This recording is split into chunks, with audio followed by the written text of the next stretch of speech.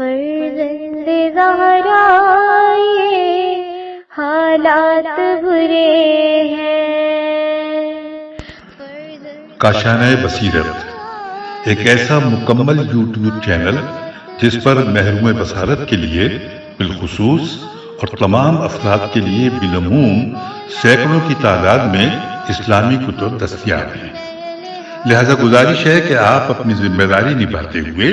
کاشانۂ بصیرت کو سبسکرائب کرنے کے ساتھ ساتھ بیل آئیکن کو پریس کیجیے تاکہ آپ علم کے حصول کے ساتھ ساتھ مذہب اہل بیت کی اشاعت میں بھی اہم کردار ادا کرتے رہیں۔ کاشانۂ بصیرت، کاشانۂ بصیرت، کاشانۂ بصیرت۔ فرزند زہرا یہ حالات برے ہیں۔ بسم اللہ الرحمن الرحیم۔ السلام علیکم۔ یہ کاشانۂ بصیرت یوٹیوب چینل ہے۔ آج ہم آپ کے لیے کتاب اسلام اور سیاست ریکارڈ کر رہے ہیں جس کے مصنف آیت اللہ مصباح یزدی ہیں۔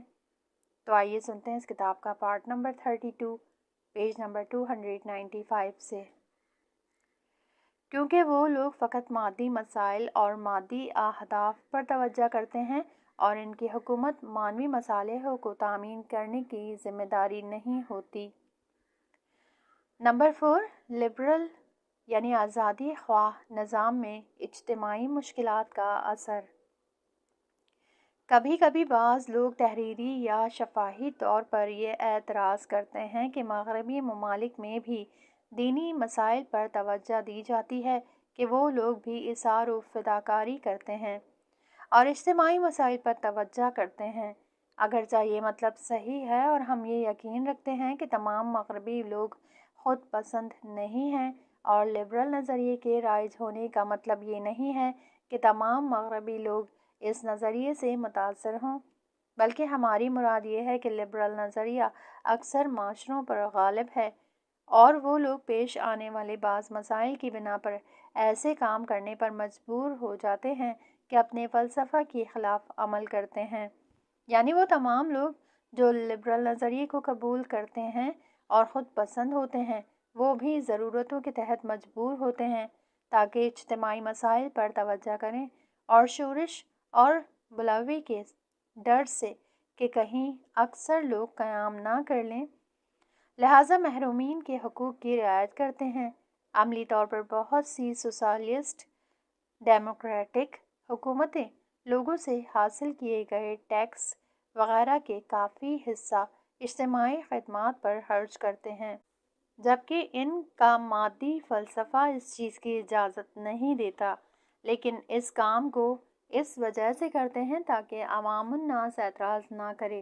اور امنیت محفوظ رہے اور لوگ قیام و شورش نہ کریں، ایک دوسرے کی جان کے پیچھے نہ پڑیں۔ بس یہ لوگ اپنی مجبوری کی بنا پر اس طرح کی سہولیات فراہم کرتے ہیں۔ لبرل نظریہ کیا چاہتا ہے اور اس کی طرفدار کیا کرتے ہیں؟ یہ دونوں الگ الگ باتیں ہیں۔ اتفاقاً یہ اعتراض تو خود پر بھی ہوا ہے کہ تمہارے لبرالی نظریے کے تحت تم کو ان مسائل کی رعایت نہیں کرنا چاہیے۔ بس تم لوگ ایسے کام کیوں کرتے ہو جس سے محروم طبقے کا فائدہ ہوتا ہو، جیسے عام لوگوں کے لیے بیمہ اسکیم یا دوسری سہولیات کا فراہم کرنا؟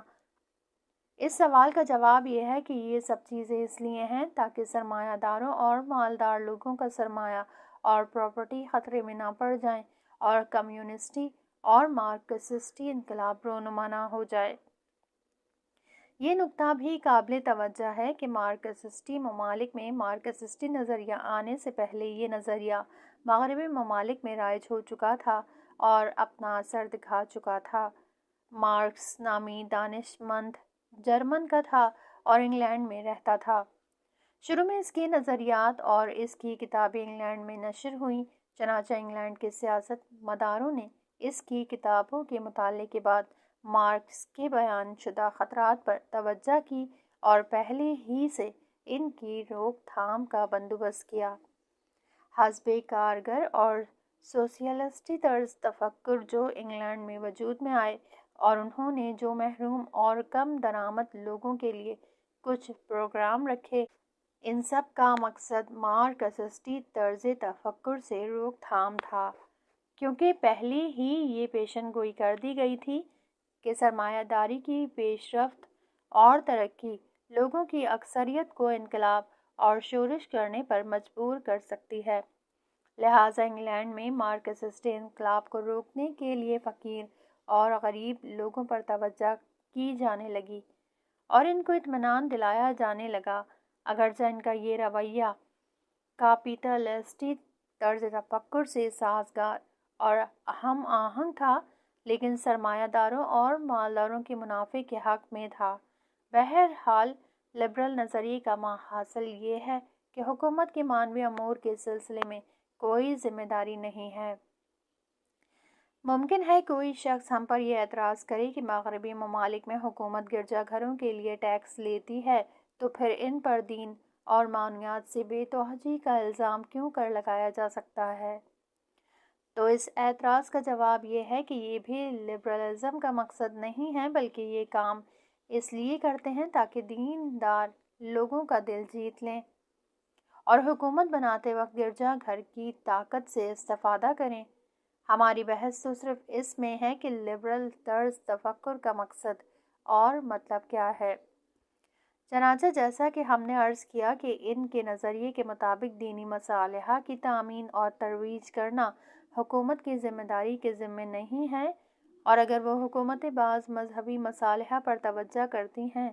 تو اپنے ذاتی فائدے کے لیے ہوتا ہے۔ یہ صرف الیکشن میں کامیاب ہونے کے لیے ہوتا ہے، اور وہ لوگ دینداروں کے دلوں کو جیتنے کی کوشش کرتے ہیں تاکہ دینداروں کے دلوں کو جیت لیں تاکہ ان کو ووٹ مل جائیں۔ کبھی کبھی امریکہ میں ووٹنگ کے وقت یہ دیکھا جاتا ہے کہ بعض ممبران گرجا گھروں میں جاتے ہیں تاکہ ان لوگوں کو اپنے سے مانوس کریں، البتہ اس کے یہ معنی ہرگز نہیں کہ وہ دین کے طرفدار ہوتے ہیں۔ نمبر 5، لبرل نظام سے لوگوں کی انسیت کی دلیل۔ اسلامی نقطۂ نظر سے معنوی مسائل کا تحفظ ہی جو دین کے زیر سایہ امکان پذیر ہوتا ہے، وہی اصل اور اولا اہداف میں سے ہے، اور یہی اسلامی اور دنیا میں رائج دوسرے نظریات میں مہم ترین نقطہ اختلاف ہے، اور ہم حکومت کے سلسلے میں مغربی ممالک کے تابع نہیں ہو سکتے، کیونکہ ان کے اور ہمارے درمیان حکومت کے اہداف کے سلسلے میں بنیادی اختلاف پایا جاتا ہے، اور اگر ہم حکومت کے ہدف ہی کو بھول جائیں تو حکومت کا ڈھانچہ، شرائط، ذمہ داریاں اور اختیارات عوض ہو جائیں گے۔ در حقیقت بعض لوگوں کے نظریات میں انحراف اور شک و شکوک کا ایجاد ہونا، یہاں تک کہ جو لوگ خود غرضی کے بھی شکار نہ ہوں، جیسا کہ بعض انحرافات اور اعتراضات جو کتابوں اور اخباروں میں بیان ہوتے ہیں، ان کی اصل وجہ یہی ہے کہ انہوں نے اسلامی نظریے کے تحت حکومت کے قوانین کے اہداف پر توجہ نہیں کی ہے، اور نہ ہی اسلامی نظریہ اور دوسرے نظریات کے اختلاف پر توجہ کی ہے۔ انہوں نے اصل اسلام کو تو قبول کر لیا ہے، واقعاً ایسے لوگ خدا کو مانتے ہیں، نماز پڑھتے ہیں، روزہ رکھتے ہیں اور دین کے منکر اور کافر نہیں ہیں، لیکن اجتماعی اور سیاسی عملی میدان میں 100% مغربی ممالک کے تابع ہو جاتے ہیں، اور پھر ان کو یہ فکر نہیں ہوتی کہ ان کا یہ طریقہ کار اسلامی نظریے سے ہم آہنگ ہے بھی یا نہیں، اور کہتے ہیں کہ آج کل دنیا میں یہی رویہ رائج ہے، لہٰذا ہم بھی اسی رویے کو اختیار کریں اور اس کی مخالفت بھی نہیں کر سکتے۔ آج کی دنیا کا تمدن مغربی تمدن ہے اور لبرل کلچر حاکم ہے، لہٰذا ہم اس کی مخالفت نہیں کر سکتے۔ لیکن سب سے پہلے ہمیں تھیوری اور نظری لحاظ سے یہ سمجھنا چاہیے کہ اسلام کیا کہتا ہے۔ کیا وہ سب کچھ جو مغربی ممالک میں ہوتا ہے، اسلام کی نظر میں آیا وہ قابل قبول ہے یا نہیں؟ دوسرا یہ کہ ہم مقام عمل میں دیکھیں کہ اسلام کے دستور العمل کو رائج کر سکتے ہیں یا نہیں، اور اگر بالفرض مقام عمل میں اسلامی قوانین کو عملی جامہ نہیں پہنا سکتے، تو کم سے کم ہمیں یہ تو پتہ ہونا چاہیے کہ اسلام لبرل نظریے کو قبول نہیں کرتا، لہٰذا ہماری یہ ذمہ داری بنتی ہے کہ غیر اسلامی طریقہ کار کو اسلام کا نام نہ دیں۔ ہم شاہ کے زمانے میں بھی بعض اسلامی طریقہ کار پر عمل نہیں کر سکتے تھے، لیکن یہ جانتے تھے کہ شاہ کی حکومت اسلامی نہیں ہے اور اس کے بعض کام دین کے مخالف تھے، پس اسلام کے احکام کا جاری نہ ہو سکنا اس بات کا سبب قرار نہیں پا سکتا کہ ہم یہ کہنے لگیں کہ اسلام بدل گیا ہے۔ ہم آج بھی بعض موارد میں اسلام کے قوانین کو جاری کرنے کی طاقت نہیں رکھتے، لیکن ہمیں یہ کہنے کا حق نہیں ہے کہ یہی اسلام ہے جو ہم کرتے ہیں۔ اسلام کو تو اسی طرح پہچانیں جیسا وہ ہے، اور اگر کسی مقام پر اسلام پر عمل نہیں کر سکتے تو خداوند عالم سے عذر خواہی کریں کہ ہم سے فلاں مورد میں اسلام کے احکام پر عمل نہیں ہوا، اور اگر خدا نخواستہ ہماری غلطی ہے تو ہمیں ملت اسلامی سے عذر خواہی کرنا چاہیے کہ اسلامی قوانین کے نافذ کرنے میں ہم سے غلطی ہوئی، بس ہمیں اسلام میں رد و بدل اور تغیر کرنے کا کوئی حق نہیں ہے۔ نیز ہمیں توجہ رکھنا چاہیے کہ اسلام وہی دین ہے جو 1400 سال پہلے پیغمبر اکرم صلی اللہ علیہ وآلہ وسلم کے ذریعے ہم تک پہنچا ہے۔ نمبر 6، اسلامی حکومت کے ڈھانچے کے سلسلے میں ایک طریقہ۔ مذکورہ مطالب کے پیش نظر یہ بات واضح ہو جاتی ہے کہ اسلامی حکومت کا ہدف معاشرے میں اسلامی اور معنوی اقتدار کو رواج دینا ہے اور اسی کے زیر سایہ مادی مصالحہ کو پورا کرنا ہے، نہ کہ بالعکس، مثلاً معنوی اقتدار کے زیر سایہ مادی مصالحہ کو پورا کرنا۔ تو اب ہم کو یہ دیکھنا ضروری ہے کہ اسلامی حکومت کا ڈھانچہ کیسا ہونا چاہیے اور جو افراد حکومت کی باغ دوڑ سنبھالیں ان کی شرائط کیا کیا ہیں۔ اس میں کوئی شک نہیں ہے کہ کسی بھی حکومت میں قوہ مجریہ کی اصل ذمہ داری قوانین کو نافذ کرنا ہے۔ اس مطلب پر سبھی اتفاق رکھتے ہیں، اور اسلامی حکومت یعنی وہ سسٹم جو اسلامی قوانین نافذ کرنے کا ضامن اور اسی قانون کے اہداف کو پورا کرنا ہے۔ تو اب یہ دیکھنا ہے کہ کوئی بھی حکومت ہو، چاہے مشرقی اور مارکسسٹی حکومت ہو یا مغربی اور لبرل حکومت یا دیگر حکومتیں، ان کے ذمہ دار افراد میں کیا کیا خصوصیات ہونی ضروری ہیں۔ اس سوال کے جواب میں عرض ہے کہ کسی بھی حکومت کی ذمہ دار افراد میں کم سے کم 2 صفات کا ہونا ضروری ہے۔ نمبر 1، قانون کی شناخت۔ جو شخص نفوذ قوانین کا ضامن ہونا چاہتا ہے، اگر اس کو قانون کا صحیح علم نہ ہو تو پھر وہ کس طرح قانون کو جاری کر سکتا ہے؟ قوانین سے آگاہ اور شناسا ہونا حکومتی افراد کی پہلی خصوصیت ہے تاکہ وہ اپنی ذمہ داری کو صحیح طور سے نبھا سکیں۔ کیونکہ حکومت قوانین کو جاری کرنے کی ضامن ہوتی ہے، تو اگر اس کو قوانین اور دیگر پہلوؤں کا صحیح علم نہ ہو تو پھر عملی میدان میں غلطی کر سکتی ہے۔ اس سلسلے میں سب سے بہترین طریقہ کار یہی ہے کہ جو شخص حکومت میں سب سے بڑے درجے پر فائز ہو، وہ قوانین پر سب سے زیادہ علم رکھتا ہو اور ان کو اچھے طریقے سے جانتا ہو تاکہ اس کی غلطی کا احتمال سب سے کم ہو۔ نمبر 2، قوانین کو نافذ کرنے کی طاقت۔ وہ حکومت جو قوانین کو نافذ کرنے کی ذمہ دار ہوتی ہے، اس کے پاس اتنی طاقت ہو جس کے ذریعے مورد نظر قوانین کو نافذ کر سکے۔ اگر کوئی حکومت 60 ملین لوگوں پر بلکہ 1 ارب لوگوں پر مثلاً چین اور ہندوستان پر حکومت کرے اور ان پر احکام اور مقررات کو جاری کرنا چاہے تو اس کے لیے کافی مقدار میں قدرت و طاقت کا ہونا ضروری ہے۔ چنانچہ یہ مسئلہ اتنی اہمیت کا حامل ہے کہ آج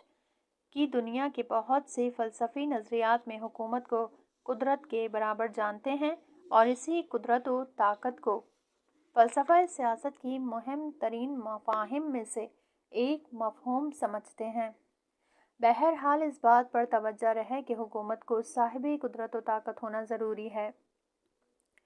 لیکن اب سوال یہ پیدا ہوتا ہے کہ طاقت و قدرت کیا ہے؟ تو مختصر طور پر یہ سمجھیے کہ قدیم زمانے سے انسانی معاشرے میں تحویل و تحول کے ساتھ ساتھ قدرت و طاقت کے مختلف معنی کیے جاتے رہے ہیں۔ چنانچہ ابتدائی اور سادہ حکومت میں عام طور پر حاکم یا قبیلے کے سردار میں جسمانی قدرت شامل ہوتی تھی، کیونکہ اس زمانے میں جو شخص حاکم ہوتا تھا اس کی جسمانی قدرت دوسروں کی بنسبت زیادہ ہوا کرتی تھی، کیونکہ اگر کوئی شخص 1000 افراد پر مشتمل خاندان ہے اور اس پر حکومت کرتا ہے اور کوئی شخص حاکم کے قوانین کی مخالفت کرتا ہے تو اس کو سزا دینے کے لیے حاکم اپنی جسمانی طاقت سے استفادہ کرتا تھا۔ لہٰذا طے یہ ہوا کہ اس زمانے میں طاقت سے مراد صرف ظاہری اور جسمانی طاقت مراد ہوتی تھی، لیکن جب سے انسانی معاشرے کے مسائل پیچیدہ تر ہوتے گئے اور معاشرے نے ترقی کی تو اس وقت ایک شخص کی طاقت نے ایک کمیٹی کی صورت اختیار کر لی۔ یعنی اگر خود حاکم میں جسمانی طاقت کافی مقدار میں موجود نہ ہو تو اس کے پاس ایسے افراد ہونے چاہئیں جو جسمانی اعتبار سے بہت زیادہ طاقتور اور قوی ہوں۔ اس حاکم کے پاس طاقتور لشکر ہونا ضروری تھا، لیکن اس کے بعد جب علم و دانش نے ترقی کی تو پھر قدرت اپنے ظاہری اور فزیکی شکل سے نکل کر علمی اور ٹیکنالوجی شکل میں تبدیل ہو گئی، یعنی گویا حاکم کے پاس ایسے اسلحے و آلات ہوں جن کے ذریعے بدنی طاقت کا کام لیا جا سکے۔ اگرچہ ایک موقع پر حاکم کو معاشرے کا ادارہ کرنے کے لیے اس کی جسمانی طاقت ہی کافی تھی، لیکن جیسے جیسے معاشرے نے علم و فن میں ترقی کی اور بہت سے فوجی اسلحہ بنائے تو پھر حکومت کے لیے بھی ضروری ہو گیا کہ وہ بھی فزیکی، صنعتی اور ٹیکنالوجی خصوصاً فوجی اسلحہ جات کافی مقدار میں رکھتی ہو تاکہ خلاف ورزی کا سدباب کیا جا سکے، اور اگر کچھ لوگ شورش اور بغاوت کرنا چاہیں تو آسانی سے ان کا سر کچل دیا جائے، یا اگر کچھ لوگ دوسروں کی جان و مال کے لیے خطرہ بن رہے ہوں تو اپنی طاقت کے ذریعے ان کو روک سکیں۔ نمبر 7، عوام الناس میں حکومت کی مقبولیت ضروری ہے۔ جس طاقت و قدرت کے بارے میں ہم نے آپ کی خدمت میں عرض کیا وہ جسمانی اور فزیکی طاقت میں منحصر تھی جو ابتدائی حکومتوں میں ہوتی تھی۔ اس کے بعد پیش رفت حکومتوں میں مورد توجہ ہوتی تھی، یہاں تک کہ آج کل اسی معنی میں استعمال ہوتی ہے۔ جیسا کہ ہم دیکھتے ہیں کہ حکومتیں اپنی طاقتوں کو بڑھانے میں لگی ہوئی ہیں۔ ان کی کوشش یہ ہوتی ہے کہ اپنے اسلحہ خانہ کو جدید اور اہم اسلحوں سے بھر لیں تاکہ موقع پڑنے پر ان سے کام لیا جا سکے، لیکن یہ توجہ رہے کہ حکومت کی طاقت اور اس کا اقتدار صرف اسی چیز میں منحصر نہیں ہے، بلکہ پیش رفت معاشرے میں حکومت کی طاقت کو معاشرے میں نفوذ اور لوگوں کی مقبولیت کو پہلا درجہ دیا جاتا ہے، کیونکہ حکومت اپنے تمام پروگرام اور اپنی خواہشات کو قوت بازو کے زور پر معاشرے میں نافذ نہیں کر سکتی۔ اصل یہ ہے کہ عوام الناس اپنی خوشی اور رغبت کے ساتھ مقررات اور قوانین کو قبول کرے اور قوانین کے سامنے گردن جھکائے۔ لہٰذا طے یہ ہوا کہ جو شخص بھی قوانین کو نافذ کرنے کا ذمہ دار ٹھہرے یا سب سے اعلیٰ درجے پر فائز ہو تو عوام الناس میں اس کی مقبولیت ضروری ہے، اور ظاہری طاقت اور قوت بازو کی بنا پر کبھی بھی ایک طولانی مدت کے لیے حکومت باقی نہیں رہ سکتی۔ بس طے یہ ہوا کہ قوانین کا جاری و نافذ کرنے والا طاقتور اور معاشرے میں مقبولیت رکھتا ہو۔ یہی وجہ ہے کہ مدیریت میں بدنظمی سے روک تھام اور معاشرے کے فوائد کو نابودی سے بچانے کے لیے حکومت کے ذمہ دار افراد میں خاص صفات کا ہونا ضروری ہے تاکہ حکومت اور قوانین کے اہداف و مقاصد کو پورا کر سکیں۔ یعنی حقیقت میں حکومت کے ذمہ دار افراد اور قانون کے نافذ کرنے والے ضامن افراد کے لیے ایک خاص صلاحیت کا ہونا ضروری ہے۔ چنانچہ اس بات کو سیاست کے فلسفے میں مختلف طریقوں سے بیان کیا جاتا ہے، جس کو معمولاً اجتماعی مشروعیت اور عام مقبولیت سے تعبیر کیا جاتا ہے۔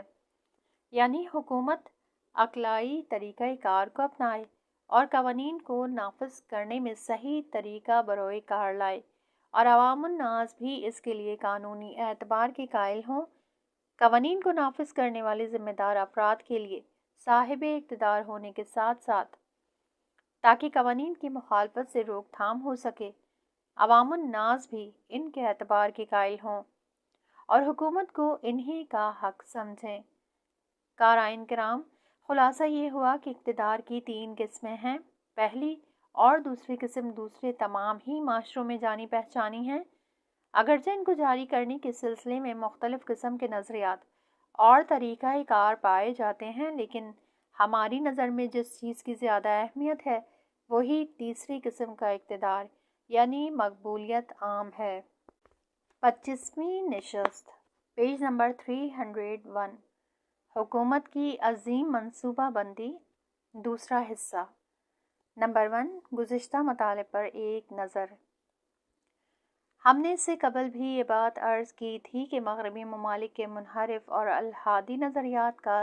ذہن اور اسلامی اعتقادات پر اثر انداز ہونا، اسی طرح مغربی ممالک کے پٹھوں، غلاموں وغیرہ کی اسلامی معاشرے اور دینی اعتقادات میں شک و تردید ایجاد کرنے کے لیے بھرپور اور حساب شدہ کوششیں کرنا،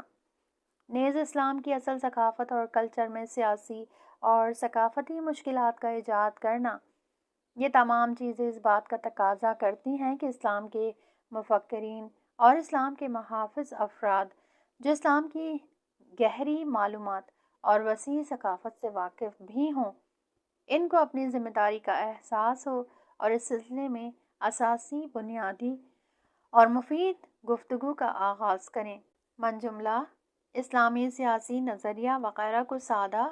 اور رواں الفاظ میں اسلامی معاشرے کے سامنے پیش کریں، جو علی القاعدہ تخصیصی، فنی اور اکیڈمک طریقے پر یونیورسٹیوں میں بیان ہوتی ہیں۔ اس وقت ہمارے معاشرے کو اسلام کی ہمیشگی ثقافت، کلچر اور عظیم میراث کا پاس و لحاظ رکھنا ضروری ہے تاکہ دشمنان اسلام کے ثقافتی حملوں کا مقابلہ کیا جا سکے اور ان چیزوں کو اپنی آئندہ نسل میں صحیح اور سالم چھوڑ کر جائیں جو اسلامی اور انقلابی اہداف کے لیے بہت ہی زیادہ ضرورت مند ہیں۔ لہٰذا اس ہدف تک پہنچنے کے لیے علمی اور باریک مسائل کو آسان زبان میں پیش کرنے کی ضرورت ہے تاکہ اکثر عوام الناس اس کو سمجھ کر ہضم بھی کر سکے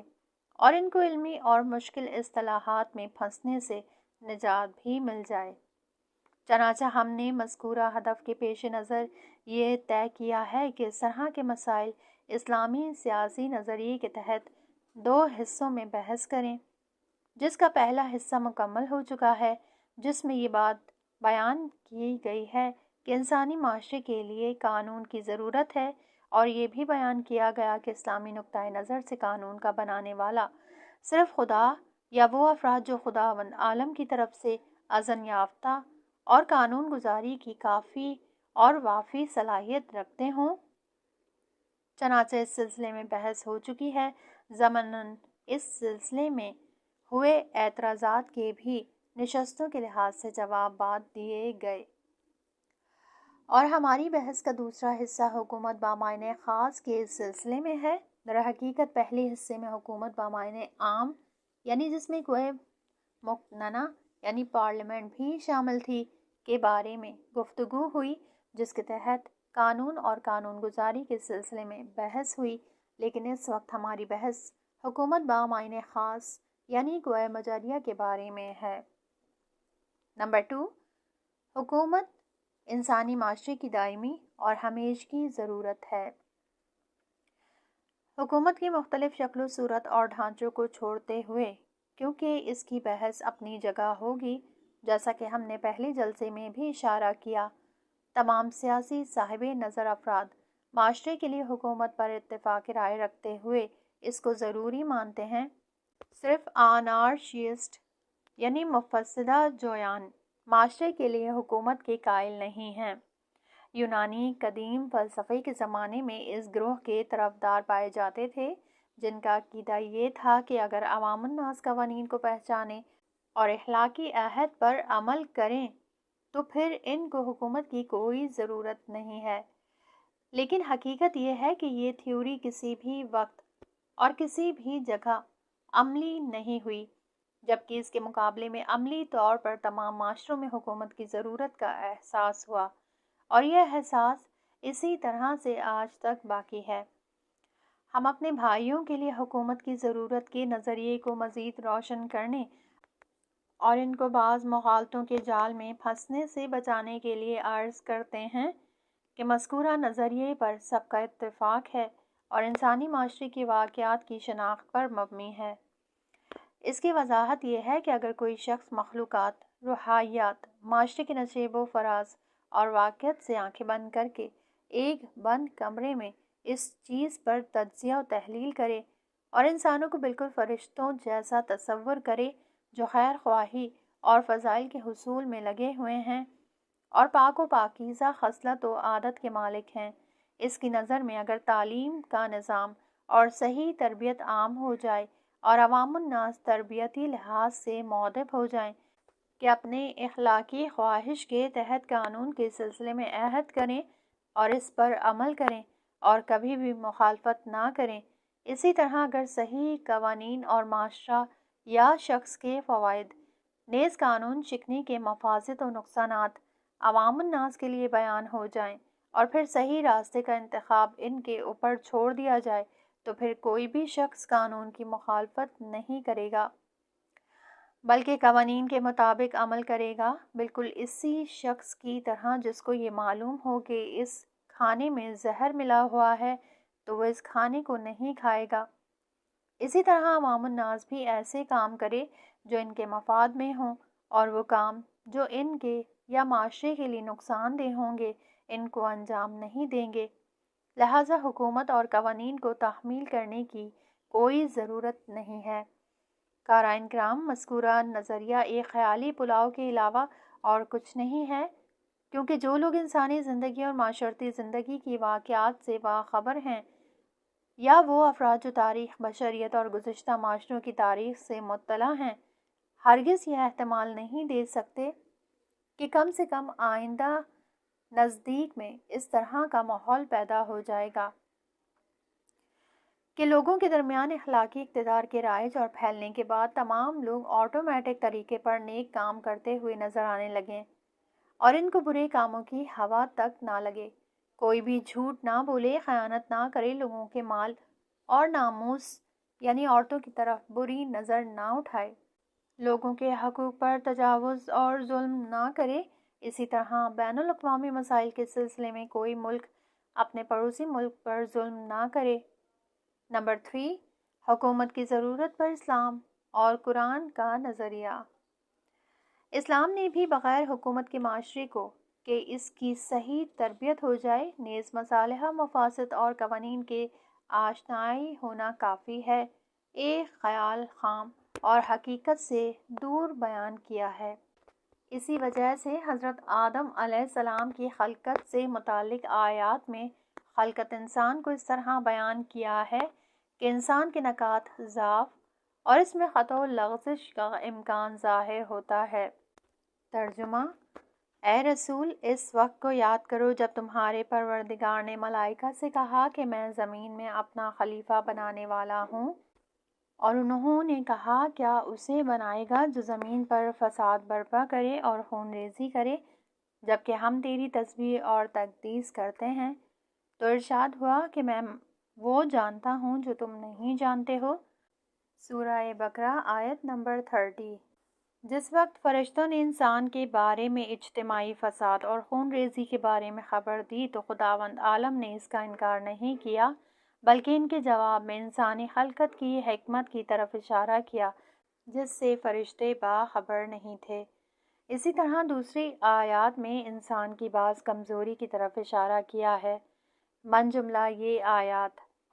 ترجمہ: بے شک انسان بڑا لالچی پیدا ہوا ہے، جب اسے تکلیف چھو بھی گئی تو گھبرا گیا، اور جب اسے ذرا فراغی حاصل ہوئی تو بخیل بن بیٹھا۔ سورہ معارج آیت نمبر 19 تا 21۔ نمبر 2، بے شک انسان بڑا ظالم اور انکار کرنے والا ہے۔ سورہ ابراہیم آیت نمبر 34۔ واقعاً یہ نکتہ قابل توجہ ہے کہ مذکورہ آیت میں خداوند عالم نے انسان کو ظلم کے نام سے پہچانوایا ہے، جو مبالغہ کا صیغہ ہے اور بہت ظلم کرنے والے کے معنی میں ہے، اور انسان کو اس نام سے یاد کرنے کا مطلب یہ ہے کہ اس کے اندر ظلم، سرکشی اور ناشکری اس قدر ہے کہ اس کو فراموش نہیں کیا جا سکتا، اور ہمیشہ انسانی معاشرہ ظلم اور ناشکری سے بھرا ہوا ملے گا۔ تو پھر یہ نظریہ قابل قبول نہیں ہے کہ تعلیم و تربیت اور لوگوں کو واعظ و نصیحت کے ذریعے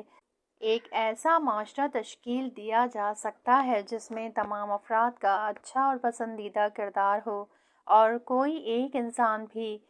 قوانین اور اخلاقی اقتدار سے سرپیچی نہیں کرے گا، اور اس صورت میں حکومت اور طاقت کی کوئی ضرورت نہیں ہے، جیسا کہ قرآن مجید بھی اس نظریے کا مخالف ہے، جبکہ موجودہ حقائق نے بھی یہ بات واضح کر دی کہ انسانی معاشرے میں مختلف وجوہات کی بنا پر ہمیشہ جرائم اور مخالفت رہی ہے۔ البتہ بعض افراد نے جرائم کے اسباب اور جرائم کی وجوہات کے بارے میں پتہ لگایا ہے اور جہل اور نادانی اور وراثتی عوامل وغیرہ کی طرف اشارہ کیا ہے، لیکن اس وقت ہم اس کو بیان نہیں کرنا چاہتے۔ ہم تو یہ بیان کرنا چاہتے ہیں کہ انسانوں کے درمیان قانون کی مخالفت اور جرائم اور گناہ کا ارتکاب ہمیشہ رہا ہے، جس کے پیش نظر آسانی کے ساتھ یہ پیشن گوئی بھی کی جا سکتی ہے کہ آئندہ بھی ایسا ہی رہے گا۔ ہمارا عقیدہ یہ ہے کہ خداوند عالم کے لطف و کرم سے ایک ایسا زمانہ آئے گا جب حضرت امام زمانہ اجل اللہ تعالیٰ فرجہ شریف کے ہاتھوں میں ایک اسلامی نمونہ معاشرہ تشکیل پائے گا،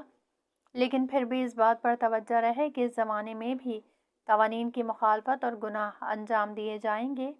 اس کے علاوہ وہ معاشرہ بھی ہمیشہ نہیں رہے گا، یہاں تک کہ بعض روایات میں یہ بھی ملتا ہے کہ حضرت ولی عصر امام زمانہ علیہ السلام کی مخالفت میں قیام کیا جائے گا اور آپ کو شہید کر دیا جائے گا۔ بس ہمیں اس چیز کی توقع نہیں رکھنی چاہیے کہ حضرت امام مہدی کے زمانے میں حکومت میں ایک نمونہ اور مطلوب معاشرہ تشکیل پائے گا جو گناہ اور نافرمانی سے بالکل پاک و پاکیزہ ہوگا۔ البتہ امام علیہ السلام کی حکومت اور طاقت کا استعمال اس طریقے سے ہوگا کہ اس میں کسی طرح کے ظلم و جور کو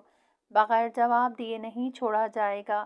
نیز اس زمانے میں عدالت عام ہو جائے گی۔ اسی بنا پر معاشرے میں جرائم و گناہ کم ہو جائیں گے، لیکن بالکل ہی ان کا خاتمہ نہیں ہوگا، کیونکہ انسان فرشتوں کی طرح نہیں بن سکتا